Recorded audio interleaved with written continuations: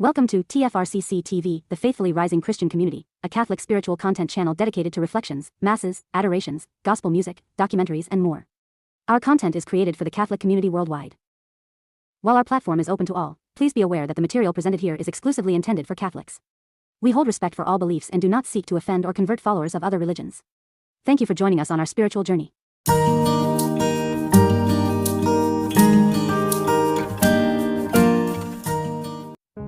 I am Father Stanley D'Souza, the parish priest of this Sacred Heart Cathedral, Shimoga, Karnataka.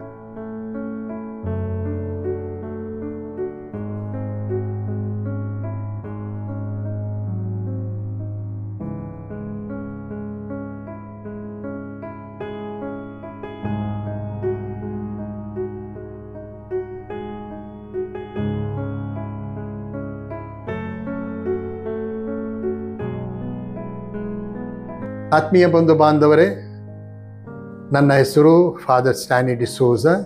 ನಾನು ಈ Sacred heart ಪ್ರಧಾನ ದೇವಾಲಯದ ಪ್ರಧಾನ ಗುರುವಾಗಿರುತ್ತಿದ್ದೇನೆ.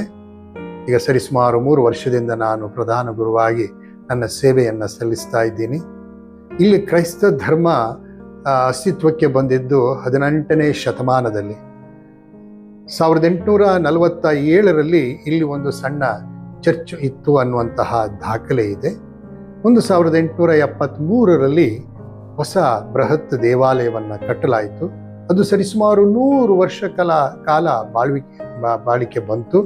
1973ರಲ್ಲಿ ಅದರ ನವೀಕರಣ ಆಯಿತು. ಅದನ್ನು ಮೊನ್ಸಿನ್ಯೋರ್ ಜೇದಾಪಿ ಸಿಕ್ವೇರ ಎಂಬ ಗೋವಾದಿಂದ ಬಂದಂತಹ ಗುರುಗಳು ಆ ಒಂದು ದುರಸ್ತಿ ಕಾರ್ಯವನ್ನು, ನವೀಕರಣ ಕಾರ್ಯವನ್ನು ಕೈಗೊಂಡರು. 1989ರಲ್ಲಿ ಶಿವಮೊಗ್ಗ ಒಂದು ವಿಶೇಷ ಸ್ಥಾನ ಪಡೆಯಿತು. ಶಿವಮೊಗ್ಗ ಒಂದು ಧರ್ಮಕ್ಷೇತ್ರ ಆಯಿತು.